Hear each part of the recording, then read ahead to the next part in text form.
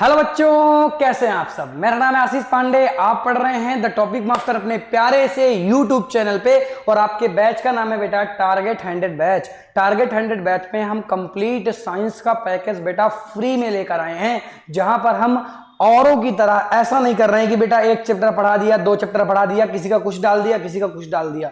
बेटा आपको proper course हमारे इस YouTube चैनल पर मिल जाएगा। आपको उसकी लिंक कहां कहां मिल सकती है, आप जैसे ही हमारा YouTube चैनल ओपन करेंगे आपको लिखा हुआ मिलेगा क्लास 10th। तो बेटा क्लास 10th का कंप्लीट प्लेलिस्ट बन चुकी है, वहां से जाकर आप कंप्लीट कोर्स देख सकते हैं बेटा, जहां पर हम डिटेल में बातें कवर करते हैं बेटा। हम प्रॉपर आपको लेक्चर्स देते हैं, हम आपको हैंड रिटन नोट्स देते हैं, हम आपको आपकी बेहतरीन तरीके से नोट्स बनवाते हैं, हम आपका टेस्ट लेते हैं, प्रैक्टिस सेट देते हैं, प्रीवियस ईयर पेपर सॉल्यूशन देते हैं, एनसीईआरटी सॉल्यूशन देते हैं बेटा। इतनी चीजें बेटा हम फ्री में दे रहे हैं, हम पैसा नहीं ले रहे हैं बेटा। आपको बस यही करना है कि आपको चैनल से जुड़ जाना है, ताकि जैसे जैसे हम आपको चीजें प्रोवाइड करते रहें आप बेटा उसको लेते रहें। जल्दी बेटा आपका टेस्ट होगा जो कि ऑनलाइन होगा, और टेस्ट पेपर मैं बना ही दिया हूं बेटा, उसको मैं जल्दी से जल्दी कैसे टेस्ट लेना है मैं आपको बताऊंगा, आने वाले समय में आपको पता चल जाएगा। आज बेटा हमें प्रकाश चैप्टर का, जो कि भौतिक विज्ञान का पहला चैप्टर है, उसका लेक्चर नंबर 9 देखना है बेटा। अभी तक अगर आपने 8 लेक्चर नहीं देखे, 1 से लेकर 8 लेक्चर बेटा अभी तक के बन चुके हैं, और अगर आपने नहीं देखे ना तो आप बहुत बड़ी गलतफहमी में है कि आपको लाइट समझ में आएगी बेटा। अगर आपको लाइट समझना है ना, अरे आज मैं पढ़ाने वाला हूं अवतल दर्पण में प्रतिबिंब निर्माण। अब आपको बेसिक नहीं पता, आपको ये नहीं पता अवतल दर्पण क्या है, आपको ये नहीं पता कि प्रतिबिंब निर्माण के रूल क्या होते हैं बेटा, जो कि मैंने आप पहले ही बता दिए, तब दिक्कतें होंगी आपको बहुत सारी। ठीक है, तो आज के लेक्चर नंबर 9 में हमें कवर करना है अवतल दर्पण में प्रतिबिंब निर्माण किस तरह से होता है। जरा ध्यान से समझो बेटा, ये आपके सामने अवतल दर्पण दिख रहा है। सर कैसे पता चलेगा कि अवतल दर्पण है? बेटा इसकी जो परावर्तन की सतह रहेगी ये अंदर की तरफ होती है, बाहर की तरफ बेटा हम इसमें पॉलिश कर देते हैं, बाहर की तरफ बेटा हम ऐसे इसमें क्या कर देते हैं बेटा, पॉलिश कर देते हैं बेटा। ये जो इसका पार्ट है ना, इसको हम लोग कहते हैं कि ये ध्रुव होता है, जिसे हम कैपिटल P से लिखते हैं। इसमें बेटा मैंने बातें पूरी बातें बहुत ही अच्छी तरीके से पिछले लेक्चरों में कवर की हैं, आप जाकर देख सकते हैं। ये P हो गया, ये मुख्य फोकस हो गया, ये वक्रता केंद्र हो गई। अब आपको यही नहीं पता और इसकी परिभाषाएं नहीं पता, तो जाके लेक्चर देखो ना, लेक्चर नंबर 5, 6, 7 ऐसे कुछ करके कहीं ना कहीं तो पढ़ा होगा, तो उसमें बेटा थंबनेल पर लिखा रहता है ना, तो वहां पे जाकर आप देख सकते हैं। ओके ठीक है बेटा, हमें जो प्रतिबिंब निर्माण करना है अवतल दर्पण पर, टोटल 6 प्रतिबिंब बनते हैं बेटा। आपको लास्ट में मैं ट्रिक भी बता दूंगा, आपको बनाने के मेथड भी बता दूंगा, और लास्ट में एक चार्ट बनाकर भी आपको समझा दूंगा। ये सारी चीजें इसी लेक्चर में करवा दूंगा। जरा ध्यान से देखो बेटा, 6 प्रतिबिंब बनेंगे। कहां कहां बनेंगे?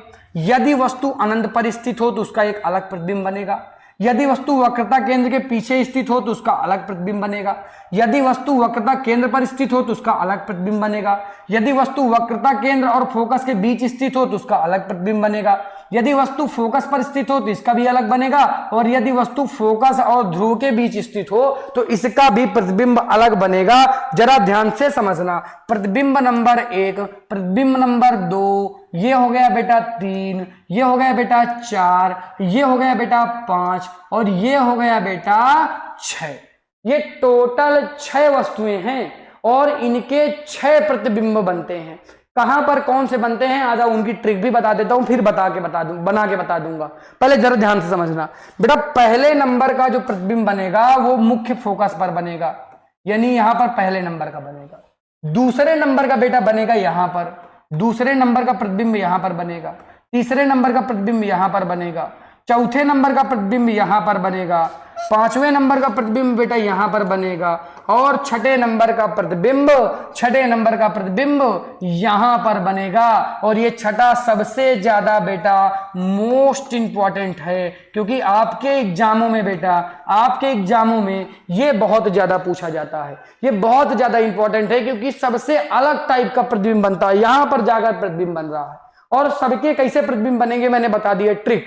अरे आपको समझा दूंगा तो फिर ट्रिक समझ में आ जाएगी। आपको ऐसे गेस मिल सकता है कि कौन सा प्रतिबिंब कहां पर बनेगा, कौन सी वस्तु कहां पर रखी हो।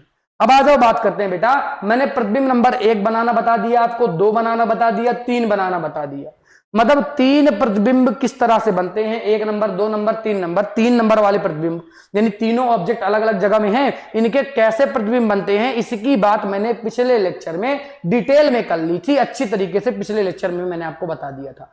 आज जो मुझे आपको सिखाना है वो सिखाना है लेक्चर नंबर 4, प्रतिबिंब नंबर 4, 5 और 6, मतलब इन तीनों स्थितियों की आज मुझे बात करनी है। तो आ जाओ बेटा, केस नंबर 4 से बात करते हैं। आज हमें केस नंबर 4 से बात करनी है, क्योंकि 1 से 3 तक तो मैंने आपको पहले ही बता दिए हैं। ओके ठीक है, आ जाओ बेटा, आ जाओ, जल्दी आ जाओ। चलो देखो, इसको मैंने क्या कहा था, जरा ध्यान से देखो। अरे इसको मैंने क्या कहा था, इसको मैंने पोल कहा था, इसको मैंने मुख्य फोकस कहा था, इसको मैंने वक्रता केंद्र कहा था। बेटा हमने वक्रता केंद्र तक की वस्तुओं के बारे में देख लिया है। आज जो हमें अपनी वस्तु को रखना है बेटा, वो रखना है वक्रता केंद्र और फोकस के मध्य में। वक्रता केंद्र और फोकस के मध्य में यदि वस्तु रखी है तो उसका प्रतिबिंब किस तरह से बनता होगा बेटा, आज हमें वो देखना है। तो आ जाओ देखते हैं बेटा। देखो पहली जो किरण है वो तो मुख्य अक्ष के समांतर जाएगी, ऐसे ऐसे मुख्य अक्ष के समांतर जाएगी, और जो भी किरणें मुख्य अक्ष के समांतर जाती हैं उनका परावर्तन मुख्य फोकस से होता है। इनका परावर्तन कहां से हो जाएगा बेटा, इनका परावर्तन बोलो कहां से हो जाएगा, अरे इनका परावर्तन मुख्य फोकस से हो जाएगा। बताओ समझ में आ रही बात की नहीं? हाँ सर समझ में आ रही है। बेटा जी अगर मैं दूसरी किरण पोल के पास से गुजारूं, ऐसे देखो, ऐसे दूसरी किरण में ऐसे गुजार दूं इसके पास से, तो बेटा इससे ना दूसरी किरण ऐसे करके ऐसे आएंगी यहां पर।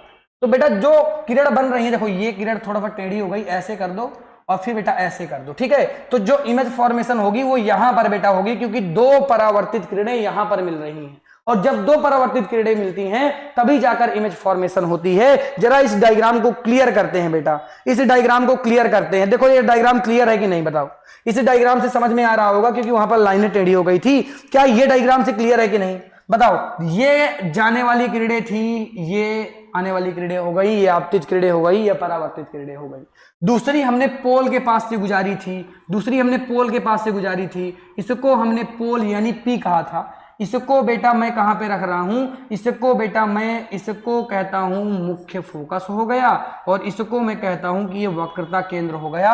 और वक्रता केंद्र और मुख्य फोकस के बीच में क्या रखी हुई थी बेटा, वस्तु रखी हुई थी। इसको मैं क्या बोल दूंगा, इसको मैं ऑब्जेक्ट बोल दूंगा। क्या बोलूंगा बेटा, इसको मैं ऑब्जेक्ट बोलूंगा। और जो इमेज बन रही है बेटा यहां पर क्या बन रही है, यहां पर बेटा इमेज बन रही है, जरा ध्यान से देखना। और अगर ध्यान से देखोगे तो एक बात पता चलेगी कि यहां पर वस्तु छोटी है और इमेज बड़ी बन रही है। इमेज बड़ी बन रही है बेटा।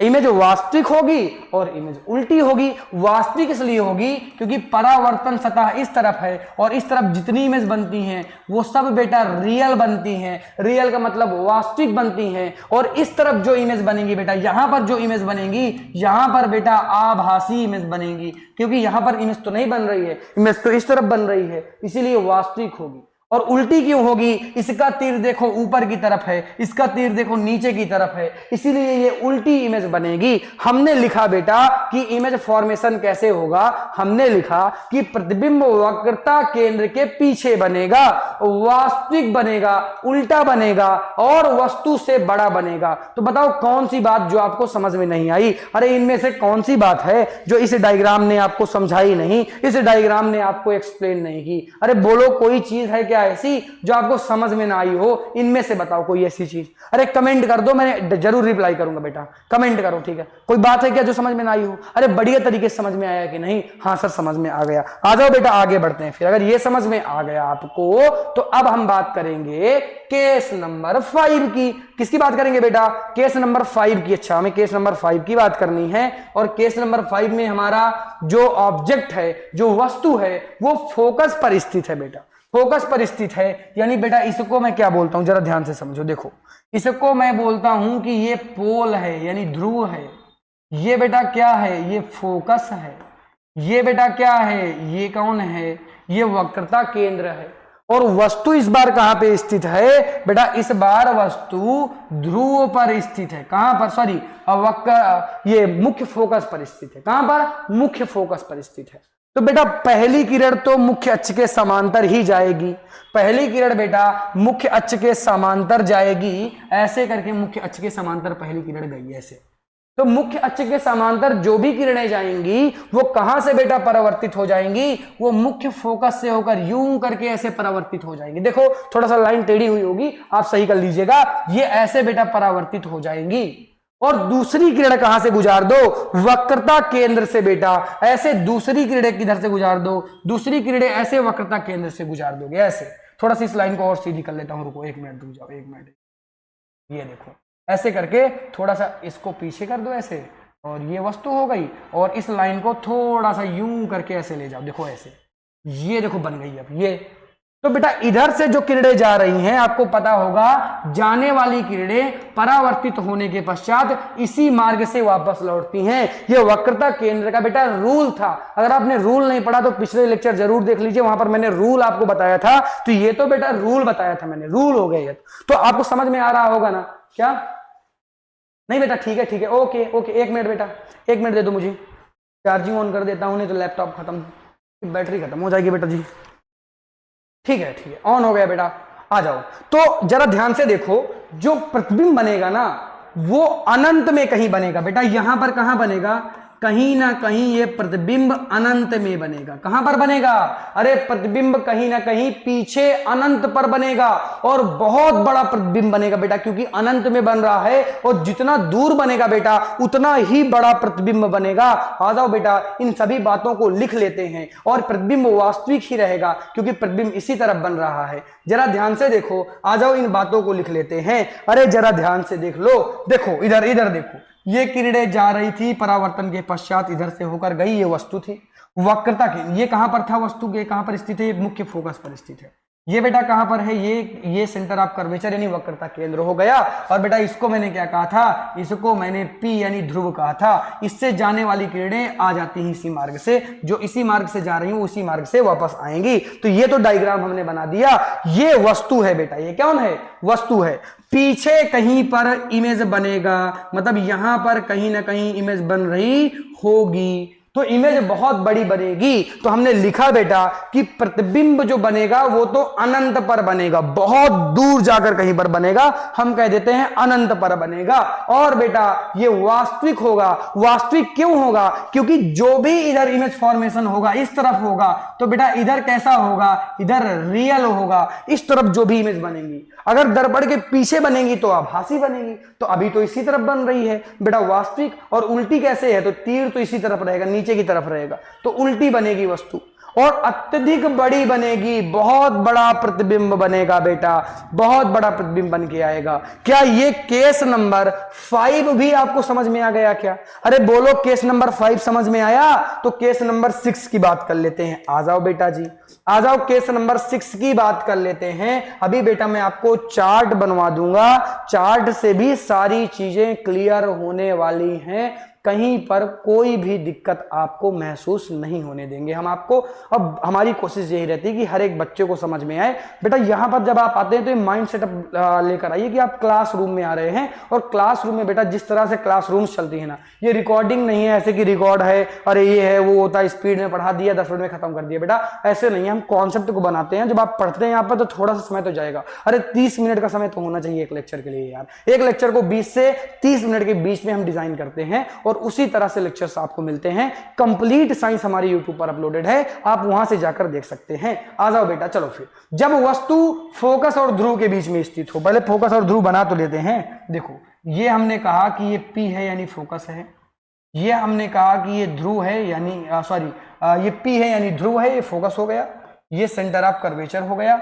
यहां से बेटा अब हम सीखेंगे चीजों को।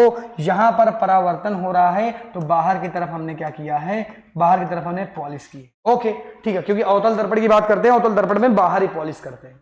अगर वस्तु बेटा कहां पर स्थित है, अगर वस्तु यहां पर स्थित है, अगर वस्तु यहां पर स्थित है, ये देखो यहां पर वस्तु स्थित है, तो बेटा इसका प्रतिबिंब कैसे बनेगा। तो इसका प्रतिबिंब आपको बनाना है, तो पहली किरण मुख्य अक्ष के समांतर जाएगी ऐसे, मुख्य अक्ष के समांतर किरण ऐसे जाएगी बेटा, और इसका परावर्तन इस फोकस से होगा तो बेटा ऐसे ये किरण ऐसे निकल जाएगी बेटा। जरा ध्यान से देखो, ये किरण बेटा ऐसे निकल जाएगी मुख्य फोकस से होते हुए।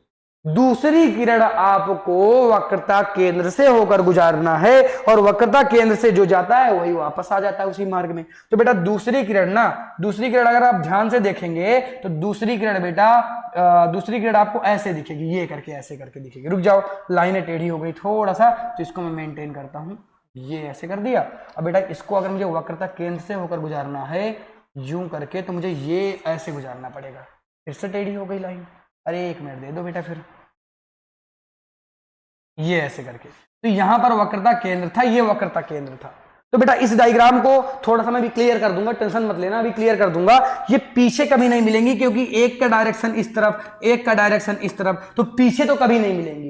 तो बेटा इनको फिर हमें आगे मिलाना पड़ेगा, और डॉट डॉट लाइन से ऐसे डॉट डॉट लाइन बना के, ऐसे डॉट डॉट लाइन मिला के बेटा हमें आगे बनाना पड़ेगा। तो जो प्रतिबिंब इधर बनेगा वो आभासी प्रतिबिंब बनेगा। आ जाओ इसका डायग्राम में क्लियर दिखा देता हूं बेटा, आ जाओ क्लियर डायग्राम। क्योंकि यहां पर क्या होता है ना बेटा कि लाइंस आ नहीं रही, कुछ प्रॉब्लम है टेक्निकल, तो इधर लाइंस आ नहीं रही, और इधर सीधे लाइन खींचने में कहीं ना कहीं गड़बड़ी हो ही जाती है, आपको पता ही है। इसीलिए हमने डायग्राम्स भी सामने रख दिए थे बनाकर, ताकि आपको प्रॉब्लम ना हो बेटा, आपके कॉन्सेप्ट अच्छे रहे, ये ना पता चले कि आप इधर से लाइन गुजार दे रहे हैं, उधर से गुजार दे रहे हैं। तो जरा ध्यान से देखो, देखो इस लाइन में मैं क्लियर कर देता हूं सारी चीजें बेटा। पहले किरण मुख्य अक्ष के समांतर जा रही थी, परावर्तन के पश्चात ये मुख्य फोकस से होकर जा रही हैं, ये मुख्य फोकस हो गया, ये वक्रता केंद्र हो गई, ये बेटा आपका ध्रुव हो गया। जरा ध्यान से देखो, वक्रता केंद्र से जाने वाली किरणें उसी मार्ग से वापस चली आती हैं, जो जिस मार्ग में जाता है उसी मार्ग से वापस आता है। वक्रता केंद्र का रूल था, ये रूल नंबर 4 में, रूल नंबर 3 में मैंने बताया था इसको। तो ये चीज तो आपको समझ में आती होगी बेटा। ये पीछे तो कभी नहीं मिलेंगी, नो कर दो। तो पीछे तो इनका कभी नहीं मिलना, क्योंकि दोनों की डायरेक्शन अपोजिट साइड में है, समांतर भी नहीं है बेटा। एक इधर जा रहा है, एक इधर जा रहा है, तो समांतर भी नहीं है। तो ये पीछे की तरफ कहीं ना कहीं मिलेंगी। देखो पीछे की तरफ कैसे मिलेंगी, जरा ध्यान से देखो। ये पीछे की तरफ इसे डॉट डॉट लाइन ऐसे मिला दो, ऐसे करके, ये ऐसे करके डॉट डॉट लाइन मिलाओगे तो बेटा ये पीछे की तरफ कहीं मिलती हुई, हमें मिलाना पड़ेगा बेटा, जबरदस्ती मिलाना पड़ेगा। तो पीछे की तरफ दोनों लाइन को खींच लेंगे, वक्रता केंद्र वाली को खींच दो और इधर इसको खींच दो पीछे। तो बेटा दोनों को खींच देंगे, तो दोनों को खींच के हम देखेंगे कि जो हमारा प्रतिबिंब है, जो हमारी इमेज है बेटा, वो हमें यहां पर प्राप्त होगी।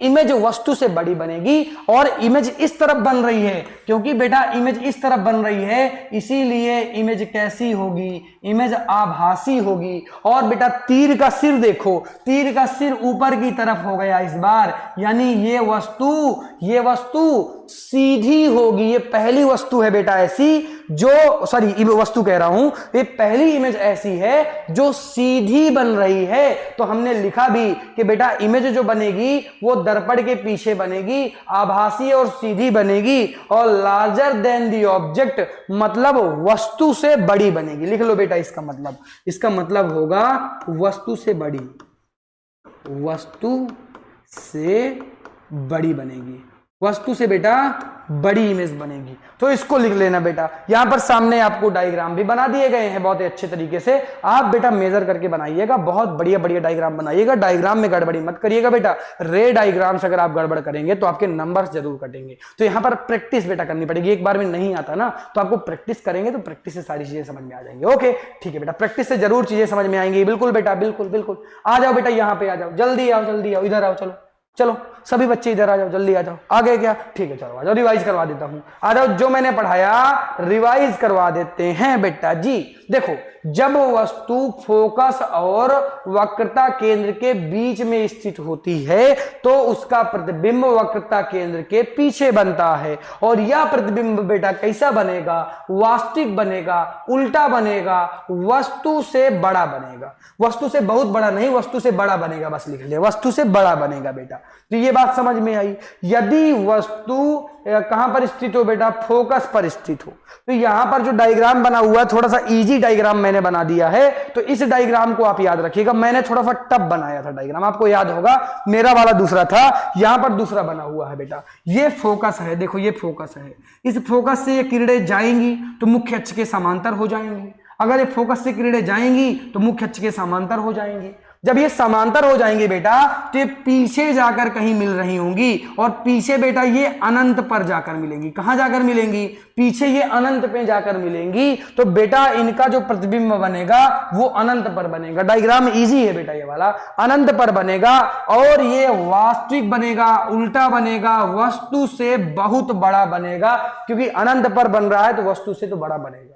अगर वस्तु बेटा कहां पर स्थित हो, अगर वस्तु मुख्य फोकस और बेटा पोल के बीच में स्थित हो, ध्रुव के बीच में स्थित हो, तो उसका प्रतिबिंब पीछे की तरफ देखो बन रहा है। दर्पण के पीछे प्रतिबिंब बनेगा, प्रतिबिंब दर्पण के पीछे बनेगा, दर्पण के पीछे बन रहा है तो इसीलिए आभासी होगा, सीधा होगा और वस्तु से बड़ा होगा। बोलो समझ में आया क्या? अरे पूरा का पूरा चार्ट समझा दिया बेटा, पूरा का पूरा चार्ट बना दिया। अभी भी समझ में नहीं आ रहा क्या? अरे पूरे चार्ट के बाद समझ में नहीं आया क्या? आ गया सर। अरे गुरुदेव समझ में आ रहा है, आप ऐसा क्यों बोल रहे हैं कि समझ में नहीं आ रहा है? तो अच्छी बात है बेटा, आपको समझ में आ रहा है। आई होप आज के लेक्चर को आपने एंजॉय किया होगा। बेटा पिछला लेक्चर बहुत इंपॉर्टेंट था, आपने अगर पिछला नहीं देखा तो अभी आपको प्रॉब्लम हुई होगी। अगर आपने पिछला देखा होगा देन फिर इसको देखा होगा, बहुत बढ़िया तरीके से समझ में आया होगा।